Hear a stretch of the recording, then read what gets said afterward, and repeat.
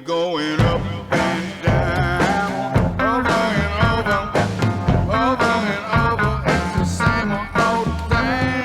Up and down, over and under. First and foremost, thank you for joining the show. I really appreciate it. My pleasure. Yeah. How has everything been going on your end in this kind of new disrupted world that we've been living in lately? Yes. Well, I've now adopted the language of the Starbucks CEO, the new Starbucks CEO. Instead of the new normal, he just calls it the now normal. The now normal. The now normal. So I'm trying to just focus on, what's my job today? What's the task today? Do that as well as I can, rinse and repeat the next day. I mean, it is a different world, an unplanned, unpredictable, but, such is life, life. It's interesting. I find myself at times, because I live out in eastern Pennsylvania, and, we're in almost like a rural suburban area. In a lot of ways, we're kind of insulated from what's going on. I have friends who still live in New York City, and I mean, their life has been turned completely upside down, and it's tough. And in some ways, I'm like, man, I've almost adapted to this new way of living. And I feel like eventually, maybe in 5-10 years, I'm going to look back and realize, wow, that was actually such a crazy experience. I don't know if I really appreciated what kind of I don't know if a turbulent time is the right word, but just like, kind of a historical moment that this first half of 2020 was. Yeah, there's no question. I didn't know which direction you were going with that, but Washington has been hit pretty hard, and now we're on an uptick again. So I've sort of ridden this roller coaster. I am really aware of the changes, and I wish I was more confident that the positive changes would take hold for people. Yeah. A greater sense of family, more time. Like the number one thing that adults, just lamented and, screamed about, and they, ostensibly left jobs to spend more time with family. Now folks have more time with family, and kind of a mixed message, isn't it? I mean, what I'm seeing and reading and hearing, and it makes me sad. Now other folks have really embraced it. I'll just use my workout today. I have a running route. I just have to go right out my house. I'm looking out there, and there's old growth forest and running trails. Like I could throw a stone and hit them. And what I love is the most people that I pass on a run now is maybe 4 people. So, and that's like no cars, no people. Oh yeah. And I'm passing all these sort of points where there could be people outside and being active or doing something that's green, for lack of a better way to say it. And so I'm really aware of one of the things I do with my corporate clients is try to encourage them to oscillate, that every 90 minutes we're doing something different. And I try to live that life myself. And so I'm really aware of time at home and time with family and workout time. And it's really up to me how I orchestrate my day now, other than the required, business responsibilities that most people have. And let me use that as an example. I'm grateful to have those business opportunities. When I look at, what you're seeing in terms of people applying for, benefits and being out of work or furloughed, I just know for me, I feel like I've always been this way, Ken, but I'm much more aware on a daily basis of touch points of gratitude and touch points of awareness and opportunities. And I feel fairly good, to be honest, about that I've tapped in to my awareness and my gratitude each and every day. And so I think it's allowed me to maybe negotiate really the upheaval for many, many families. Yeah. Many families. Yeah, it's funny. I was having a conversation with someone else who was on the podcast previously, and I think there has historically, everyone's like, I wish I had more time at home. I wish I had more freedom. I wish I had a better work-life balance. And it does feel, to an extent, it's those same people that are now saying, I need to get out of the house. I got to get back to work. Like, it's almost as if, like, yes, the grass is always greener, but I think, to an extent, like, and I can count myself in this group of people from time to time too. Like, it's easy to get addicted to the rat race. And you love to say the right thing, that I wish I had more time with my family. I wish I had more quality experiences in my life. But kind of when almost forced to take advantage of those opportunities, you kind of like default back to, I don't know, your habits. And you kind of have like, you've become accustomed to this overworked, constantly busy. And that's, yeah. So I hear you on the necessity to like have gratitude, have awareness. Yeah, I just think, and I don't mean this as an indictment, I truly mean this as an observation. I think for many folks, you have to look in the mirror. I mean, this is a real soul searching, be honest, own it moment. And I think I say, are you in the window room or the mirror room? And I think we need to be in the mirror room and say, who am I? I mean, I've been saying all these things. I've been purporting to believe and value all these things. Okay, here it is. Yeah. The age old questions. Do your actions reflect your values? Yeah. And what I've learned is that we make time for what we prioritize. So we get a pass by saying, I don't have time to do that right now. I mean, the number, I don't have time. I really like to do that. I don't have time to do that right now. I'd like to fix those stairs, but I don't have time to do that right now. I'd like to walk with the kids, but I don't have time to do that right now. I'd like to feed the dog, like to walk the dog. I don't have time to do that right now. And I challenge people, instead of saying, I don't have time to do that right now, if I took that sentence out of your vocabulary and you now had to say, I hear you, but that's not a priority for me. Yeah, I hear you. That's not a priority for me. Right. And if we had to wear that sentence, we don't like wearing that sentence. So we don't. We never wear that sentence.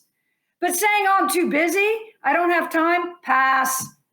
Got a lot going on now, I'd love to, but pass. We give ourselves a pass and we get a pass when we say we're too busy or we don't have time. But when we say it's not a priority, I think it feels different.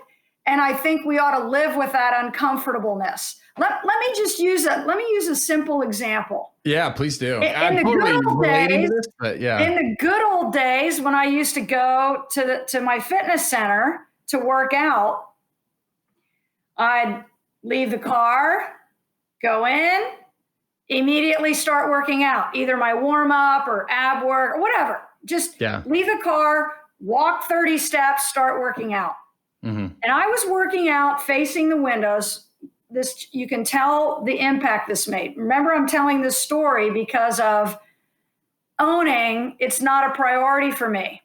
Yeah. And I saw these two mothers pull up side by side in the parking lot outside the fitness center. And I'll shorten the story to spare everybody the pain of it. But it took them 27 minutes. Now, first of all, it should frighten you that I timed it, but I have a feeling you can relate to distances and time and splits. But I timed it 27 minutes from the moment they pulled in adjacent parking spots till they got the strollers out of the car, the kids unbuckled from their child seat, transferred into in other words, I was working out nearly 30 minutes in the time it took those two mothers just to get things together to start working out. And my point is, for those two mothers, working out was a priority. Yeah. And so they made time. Yeah. And if I had $1 for every parent, I really like to work out, but man, once I became a dad, I mean, oh, there went the work. Once I became a mom, there went the workouts. Yep. You find time for what's a priority. And I just lift up those two mothers 27 minutes before they could hit their watch. They were going for a run, by the way. Mm-hmm. And where is it? My watch is hidden. But, I'm working out for 30 minutes and in 27 minutes before they could hit go. Yeah. Because it matters to them. Yeah. It's so funny that we're talking about this because I just had a conversation with my wife. So I have one of those personalities where if I didn't have other folks dependent upon me, I would have no problem working around the clock. Like I work in tech, I work in sales, and I'm now doing this podcast. Like if I start to get idle, I'm up on my feet doing something around the house. And I'm starting to realize that as I get older. Right. And it's funny.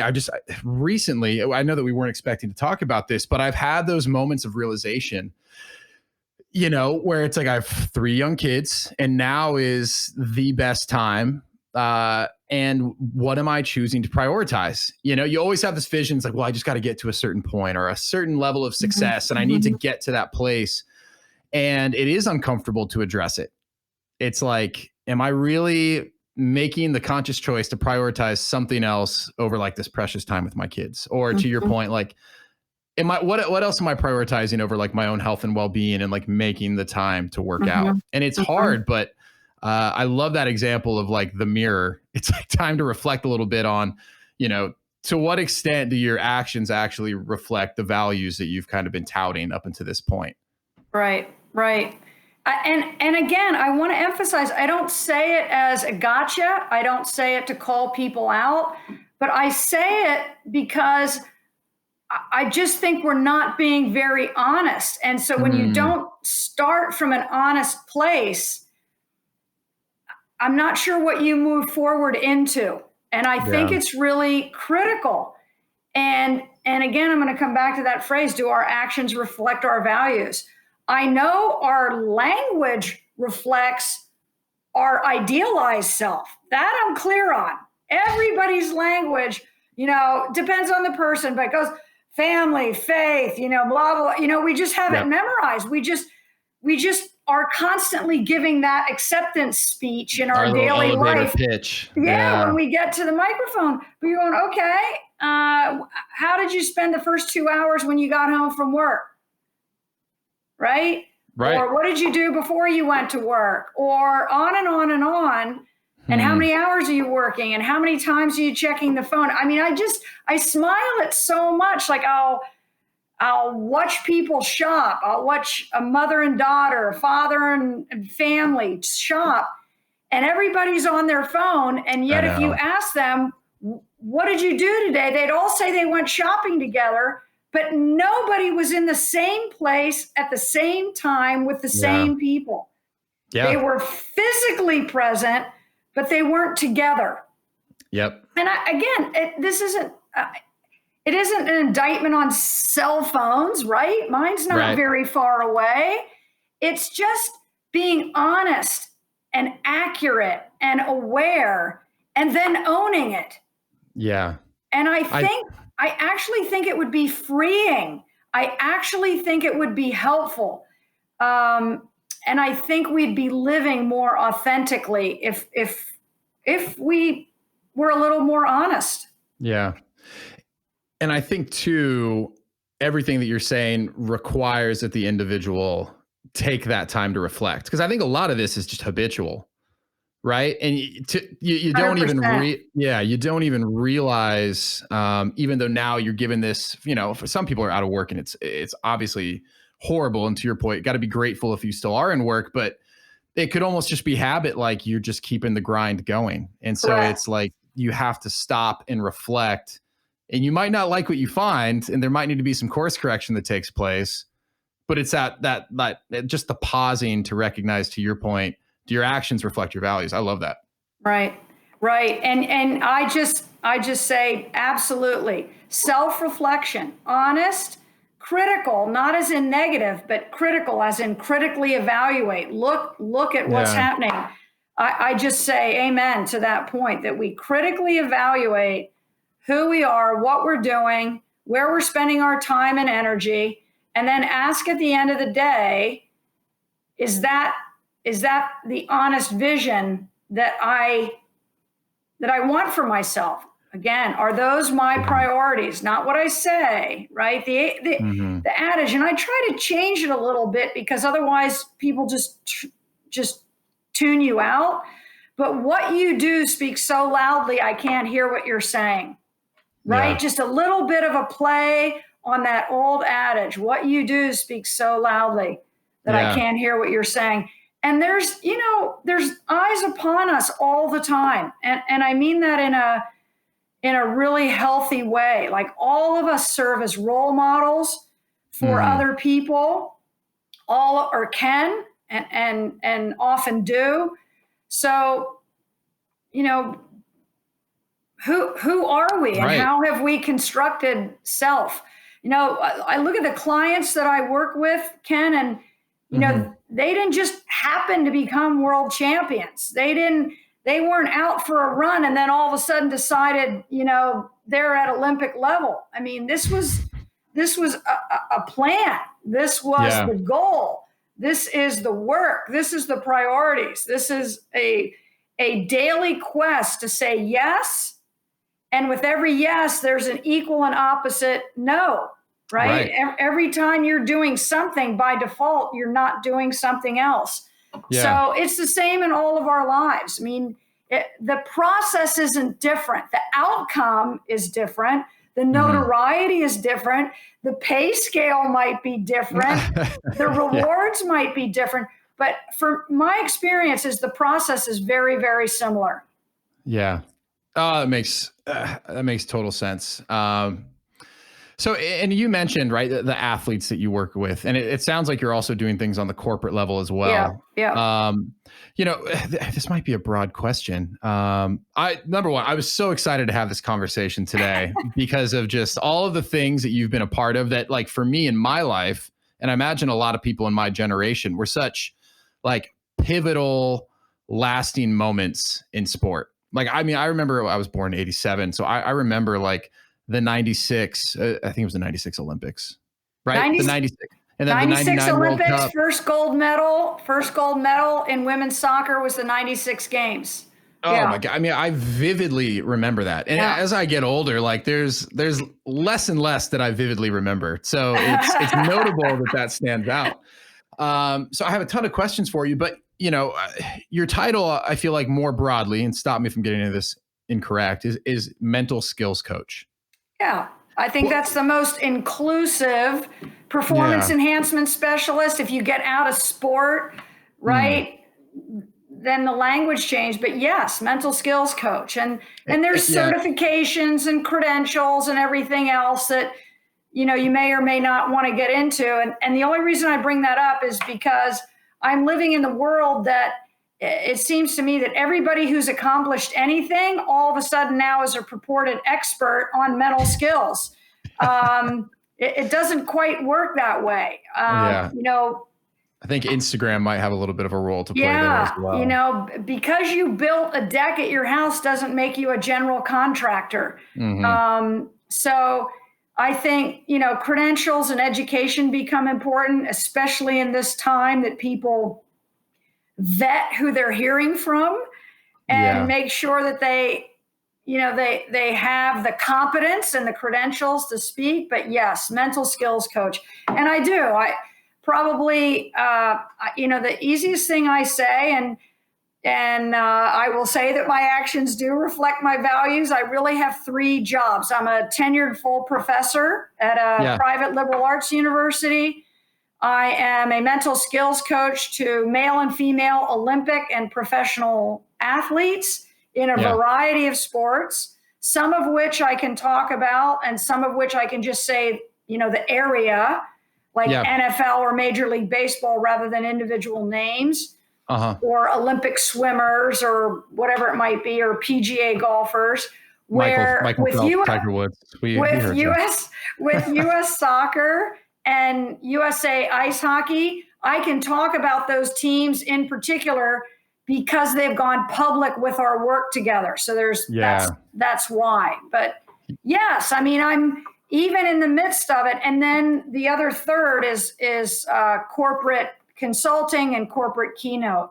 So I love what I do. I'm around some of the most high achieving, most goal directed, most successful human beings in their sphere, literally in the world. Not literally the way people say literally, but they mean figuratively, actually, literally. And I love that. I absolutely love what I'm privileged to do.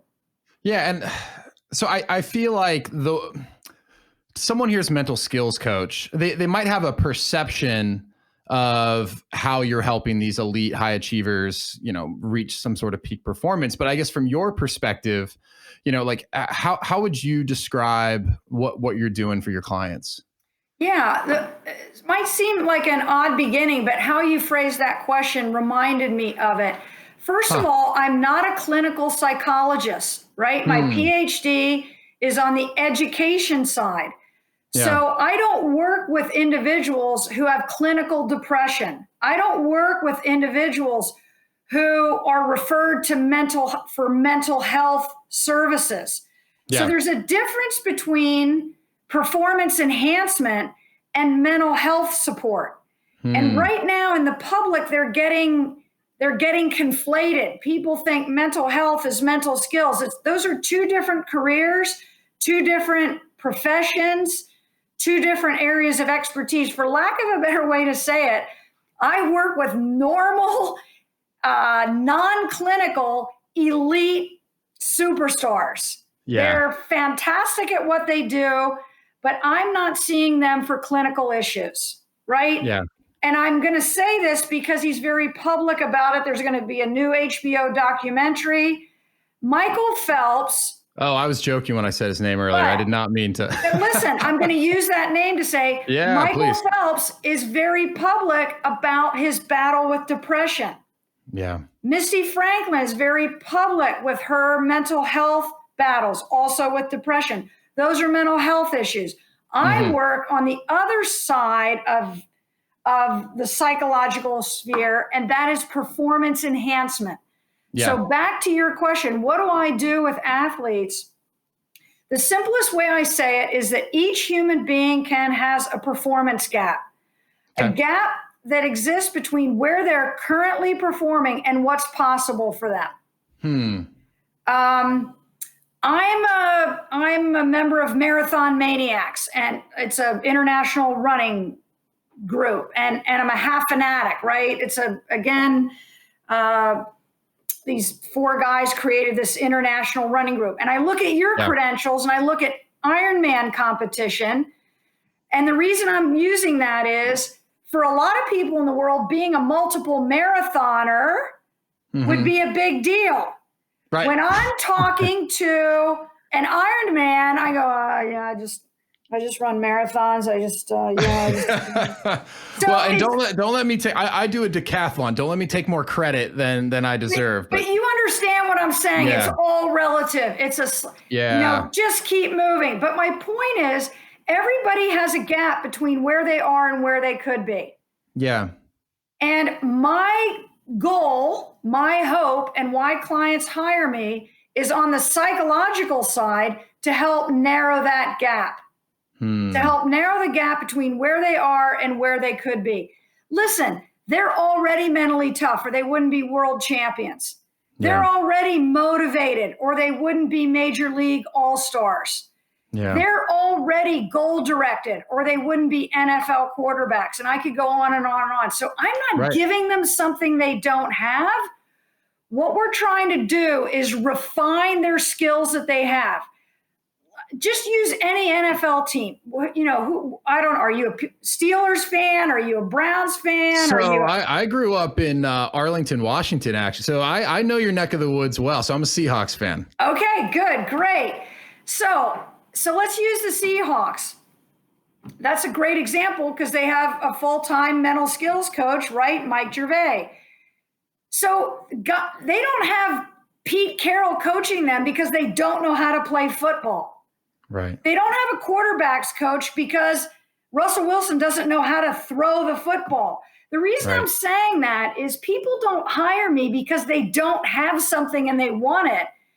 They hire me because they have it. They have it probably more and better than most people, but they want to eke out that 3 to 5%. Yep. They want to get a little bit better in the key moments when it counts most, A, and B, they want to develop skills for sort of in the on deck circle for when they need them. Yeah. Maybe they've always been a starter and now all of a sudden they're coming back from a season-ending injury. That's a new scenario. Yeah. Maybe they've been an NFL player for 10 years, but they've never played in the Super Bowl. You see where I'm going? I do. Yeah. Yeah. So if you don't mind, go ahead. Even at an elite level, these folks are dealing with issues of confidence, concentration, handling pressure, pre-game preparation, self-talk, being able to control the jitters, ramp it up, calm it down. I could go on and on and on. So just like a strength and conditioning coach would work on different muscles, we're going to work on the traps, we're going to work on the delts, we're going to work on the biceps, we're going to work on the triceps, we're going to work on the quads, the hamstring. So all of those are different muscles, but they make the body stronger. I'm working on different mental skills that make athletes mentally tougher. Yeah. So that's what I think is so interesting. Where do you begin your assessment when you're working with an athlete? Because I have to imagine, a lot of this stuff is probably hard for the athletes to communicate. I imagine oftentimes maybe they communicate in vague terms like, well, I get nervous in big moments, or I lose focus, or negative self-talk. And I feel like it's actually got to be something that, and I could be wrong, so stop me, but it's got to be hard to kind of quantify some of this stuff. Well, that separates the men from the boys and the girls from the women. Like there's a lot of folks with a PhD in this area. Yeah. And part of why the good people are good is because they can narrow it down very quickly and be accurate. So I'm going back and forth with different professions, but can you imagine bringing your car to a mechanic saying this thing doesn't run? So the mechanic said, no problem. Come back, pick up your car. I changed out the battery. Great, awesome. Turn over your car. Yeah, it still doesn't run. Oh, okay. So the battery didn't do it. Let me give you a new starter. Okay. So you get where I'm going. So now you're all this money in, and the mechanic's giving you a new this, a new that. None of that was the issue. Yep. So being able to accurately and fairly quickly identify where we can make changes and then identify how to make those changes, that's what separates people in different categories within this profession. Right. But I will say to you, athletes don't talk in the language in which I study or work. But everything that you just said is actually very specific. Like, and a marathoner might say, man, as soon as I see that the race course is hilly, or I check the weather and it's going to be rainy and windy, I can already feel that I start going negative. All that I think about. So they tell stories about what it's like for them. Yeah. And that's all a trained expert needs to be able to enter into that space. The honest answer to your question is, where do I begin? I begin with the athletes. You've got to meet the athletes where the athletes are. And there's this beautiful Zen proverb that says, the teacher appears when the student is ready. And so the athlete has to be ready. So it doesn't matter if I think they should be doing F and G. If the athlete's ready to do A and B, we're going to do A and B. Yeah. If that makes sense. So no, it does. Meet the athlete where the athlete is. And the athlete is coming to you for a reason. They're either coming to you to help with an issue. Let's talk about it. What is it? When does it happen? Is it recurring? Is it new? How does it affect your performance? Or, as I say, they come to put money in the bank. I love the JFK quote that says, the time to repair the roof is when the sun is shining. Elite athletes do the work before they need it. They don't make excuses after the fact. That's one of the biggest differences between pretenders, right? Sub-elite and elites. Like they don't have time to play the excuse game. Well, yeah, I just wasn't really ready for that. Or, yeah, I just wasn't really mentally ready. Or, yeah, I lost my focus. There's 10 other people coming in behind them that's happy to take their place. Right. They can't live in the excuse game world. And so they are willing to roll up their sleeves. And I'll just say, when I think of the range of listeners you have, my youngest client was younger than 10 years old, and he was a national level BMX racer. Like, I didn't even know they raced BMX bikes at sub 10, but they do. So when can you start mental skills training? You can start mental skills training when you're in kindergarten, when you're in first grade, but you talk about it differently, right? So I might talk about stinking thinking with a little kid, and I might talk about negative thought patterns with an adult. It's the same thing, right? Yeah. So where I'm going with this is, I don't care if you're 5 years old or you're a multiple Super Bowl champion or a multiple gold medalist. Every sport, every single sport is built on 4 pillars. The technical parts of your sport, which make it what it is. So if you're a triathlete, if you're a decathlon guy, how do I put the shot? What's my javelin technique? It's the technique, right? How to do it better. How do I shoot a free throw properly? The second pillar are the tactics. And that's your either team plan or game plan. If I'm tennis, am I going to serve and volley? Am I going to be a baseliner? I think of Dan O'Brien, who I first met, right, in the Olympic Games. Where do I set the pole vault? If I set that pole vault too high and then I have 3 faults, I'm sitting at home as the world champion. I'm sitting at home watching the Olympic Games. That was a tactical error. That just plain and simple, that was a tactical error. So you have technique, you have tactics, you have physiological demands of every sport. Yeah. Right? Strength, anaerobic, aerobic, flexibility, nutrition, and then you have the psychological dimension. Every sport at every level is comprised of those 4 pillars. And what I say to athletes is, if you are not accurately and according to scientific principles, I don't live in wishes, hopes, and dreams and opinions. I would not be hired if this is my opinion. And my clients would go, nobody cares. I got to live in the science world. And so if you're not accurately training across all 4 pillars, you are leaving your potential on the table.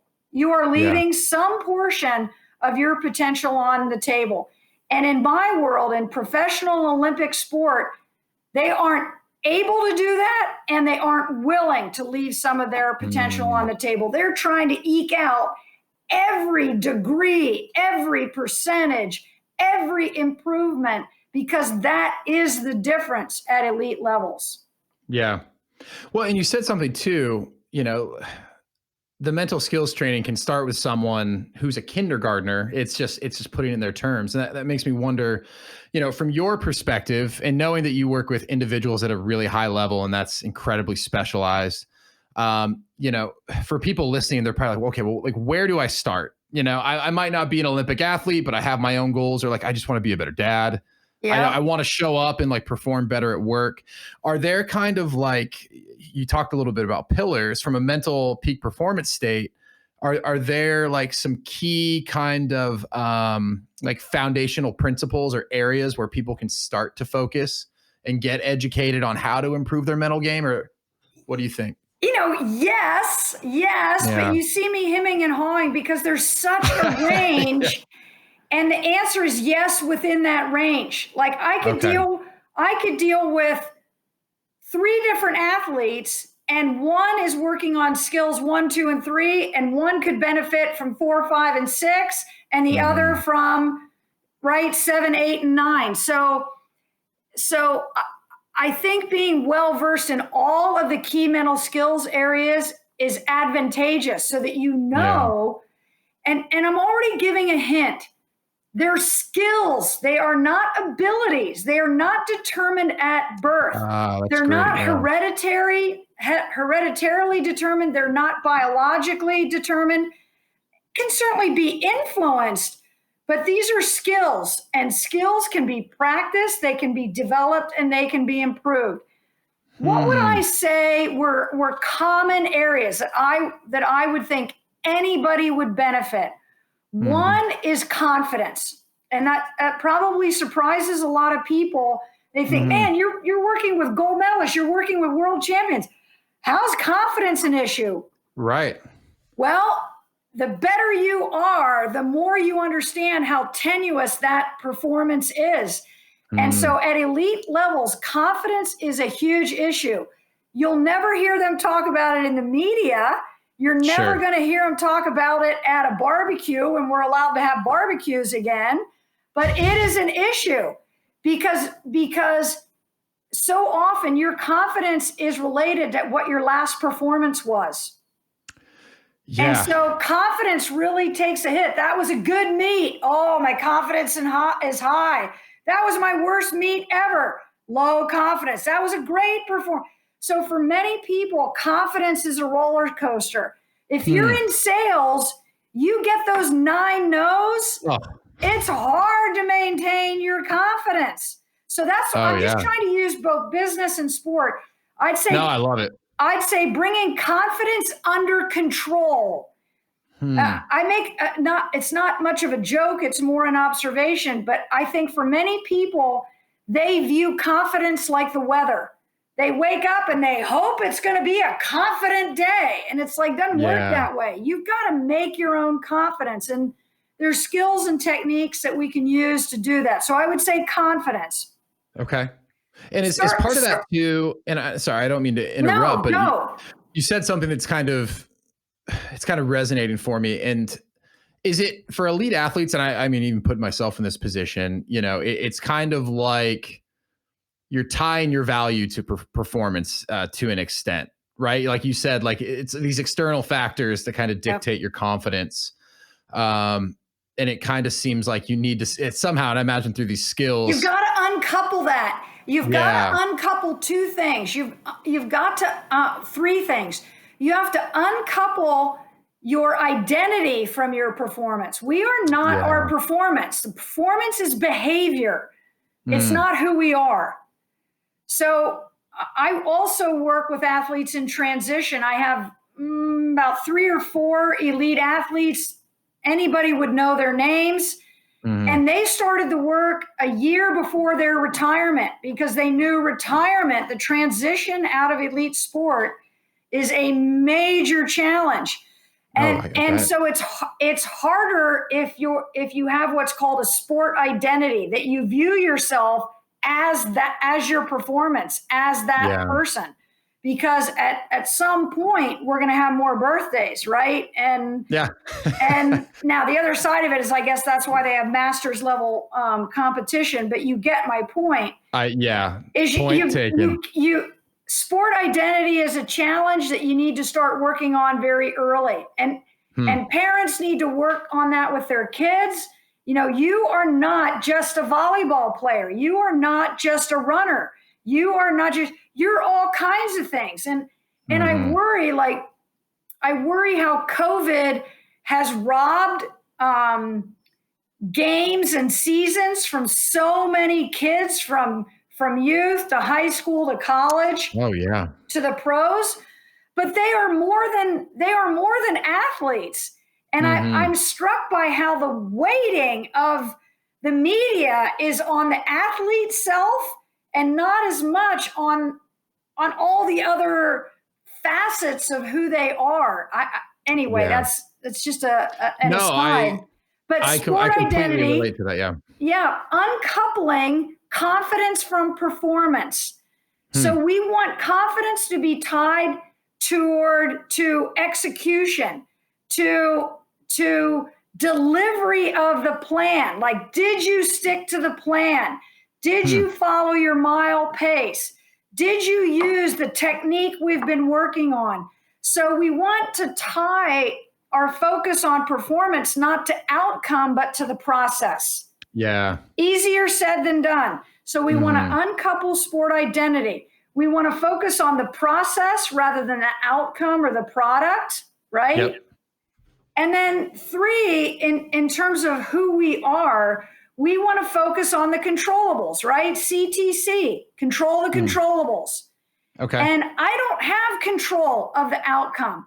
I could have put that shot further than I ever have, and some other competitor did too, and beat me by 2 inches. Like, I can't control the competitors. I can't control when the wind gust comes up.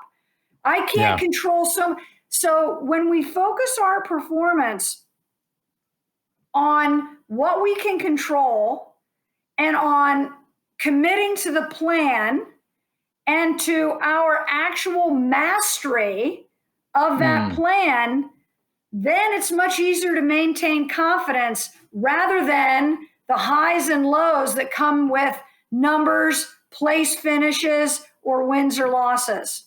Right. Oh, that hard makes to do. Easy to say, hard to do. That's why these folks are plugged in on a weekly basis, because just like they're going to practice every day and they're working on things every day or every week, that's why they're plugged into mental toughness training on a weekly or bi-monthly schedule to get those reminders. Yeah. Well, and I mean, as a former athlete, I can completely relate to your saying, both negatively, like, having my identity tied up in, like, did we win the game? Did we win the championship? But, even now in the, like, corporate arena, as a salesperson, it's still a measurable outcome. The scoreboard has just changed. You bet. Right. So I love that. It's like, focus on what you can control. Are you doing the right things to execute? Right. Are you making the calls? Are you making the calls? I don't know if I'm not asking you to divulge, but are you making the number of calls that you should be making daily or weekly? Because when your confidence goes down, what happens? I don't even want to pick up the phone. Yep. I don't even want to reach out because I know how this is going to go. So are you hitting your numbers, not in sales, but your numbers of attempts, right? Yep. What about what you're offering to the people that you're calling or meeting with? So are you controlling your message? How could you improve that messaging? What should I have done this differently? Should I have done that differently? Should I have emphasized this? Could I be more prepared? Did I know enough about that person? Did I know enough about their company? There's always work to do. Yeah. And as long as you focus on what you can do, most people that are like you or like me, I like work. I want meaningful work. But when I'm working and I got nothing to show for it, that's when it gets demoralizing. But when I can focus on work that has meaning, and when I say meaning, that was an excellent pitch. Like, it's their loss, where you can walk away from a no and say, you know what? Nailed it. They're going to call me in 6 months and I'll probably be nice and respectful instead of saying, I told you so 6 months ago, right? I knew you'd be back. Exactly. But it's that feeling. It's that feeling like I did everything I could. It's the corporate equivalent of leaving everything out on the field. Yeah. Yeah. And, it makes me think too, it's kind of the idea, like, if your plan was solid and it should set you up for success and you executed, hopefully the results, the score will end up being what it's supposed to be. But it kind of, and maybe this is something we could talk about too, it kind of helps build in some of that resilience when times are bad. Yeah, let me just use football. Please. Let me use soccer as an example. If you're a goal scorer, if you're a forward, It depends on the level. It depends on the gender. But generally, you will take 10 shots to score a goal. 10 shots to score a goal. That's a lot of no's. Oh yeah. That's a lot of no's. That's worse than being an all-star baseball player. It's yeah. like, So, go to baseball. If you retire with a 333 batting average, you're in the Hall of Fame. Exactly. Yeah. 333, you're in the Hall of Fame. Yep. So I'm not talking about ignorance, I guess is what I'm saying. It's not like, oh, great, another no. I love no's. I hope I get 5,000 more.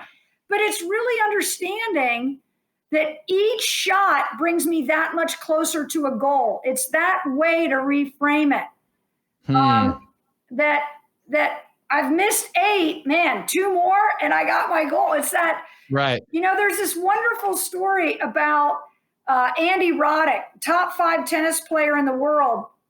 And he was going up against Federer, and it's like, you're 0 for 12 against Federer. I mean, how do you feel going into this match? And everybody's like, do you want us to tell you? Because we know the answer to this one. And he goes, you know what? In my entire tennis career, from when I was a junior to a young pro, no player in the world has ever beaten me 13 times. No player ever. Now, it didn't have to turn out this way. It didn't have to turn out this way, but he actually won that match.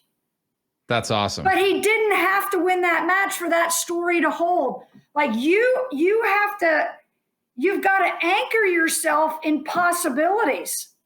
Yeah. Or you've already written the outcome. You have already written the outcome if you don't anchor yourself in possibilities. Every pass attempt is not a completion, right? Every handoff isn't a run for a touchdown. So you have to know your craft. You have to know your industry, and those scales move. In soccer, it's 10%. In baseball, it's 20 to 30%. In others, right? It's like you have to know your craft, and all those numbers change. They're not finite. Yeah. No, I love that. And, it's something, ironically, we were just talking about this at work. It's as one you can imagine, this is a pretty difficult time for anyone in the economy, especially to try and be selling something. So it's like, we need to double down on the right actions. Let's figure out like how many of those actions it typically takes to get a sale. Right. And then just like from there, we got to be strategic and executing. So this is highly relevant. So I know we're butting up against time here, but let me ask you this. You've kind of touched on some of these things and hinted at it.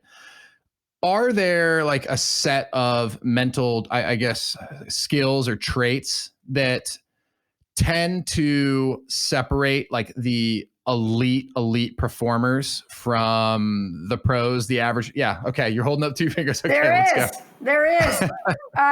Dr. Gould at Michigan State studied, and colleagues looked at 20 years of Olympic success.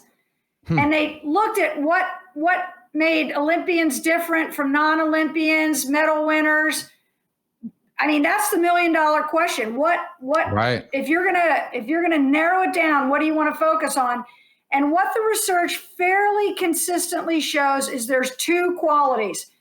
And I don't care if you're an artist, a business person, a parent, an elite athlete, a dancer. I don't care what it is.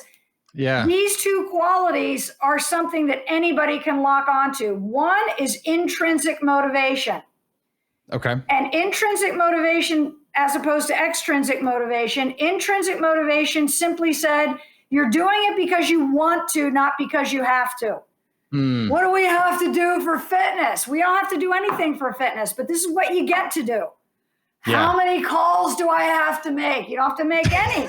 But if you want to make sales, you're going to have to make about 40 this week. That kind of thing. Yep. It's wanting to do it. It's believing in what you're doing because you value it, because you see the inherent value. and you enjoy it and you pursue it for its own sake. So you're going to pay me to do that? Awesome. That kind of a feeling. You know, I get to go to the Olympics for being great at this. Great. I'm there. It's that intrinsic want to motivation. And the second characteristic that's a separator is mental toughness. And I will simply say this. Yeah. Everybody thinks they're mentally tough. Everybody thinks they're mentally tough. Well, we got a problem there. And what I would say is most of us I don't need mental toughness for this interview. I don't need mental toughness to mow the lawn. I don't need mental toughness to help the kids with algebra. Well, maybe I do for that one, but okay. But the point is, everything doesn't require mental toughness. So when things are going well, when we're leading our normal lives, no mental toughness is required. Mental toughness only comes into play when you've failed, when you've lost, when you've experienced a setback, when you've been severely criticized or reprimanded by a significant other. Your underling at work says you're a jerk. You're going to go, okay, so what? And move on. Right. But your boss tells you that you're terrible. So mental toughness only is required when there's that one of those negative events. And so it's the ability to, with grit and with resilience, to come back from that quicker, to not be undone by it. I use a V when I'm showing this to clients. So you're going along fine. Now you have that mental toughness moment and you start to drop. And people with more mental toughness are going to come out of that V faster. They're going to drop and bounce back. Other people, it's going to go down, down, down, down. Then they might stay there longer. So now it's a V with a horizontal, and then they start climbing their way. But this is where you'll hear things like, it took me a year to get over that. My career was never the same after that. I changed jobs after that. I was never the same person after that.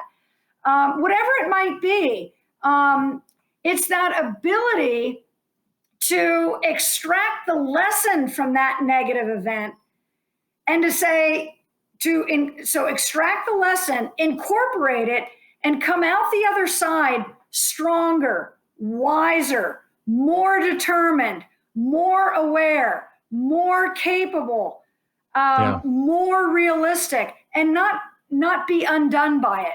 So those two, it's a great question, by the way. I wish more people ask that.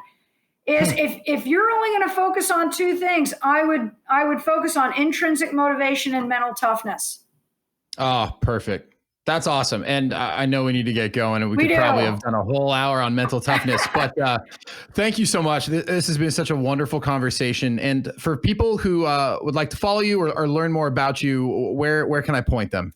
Well, I'm a faculty member at Pacific Lutheran University in Tacoma, Washington. So I have a homepage there with all kinds of links and all kinds of connections at Dr. Colleen Hacker on Twitter.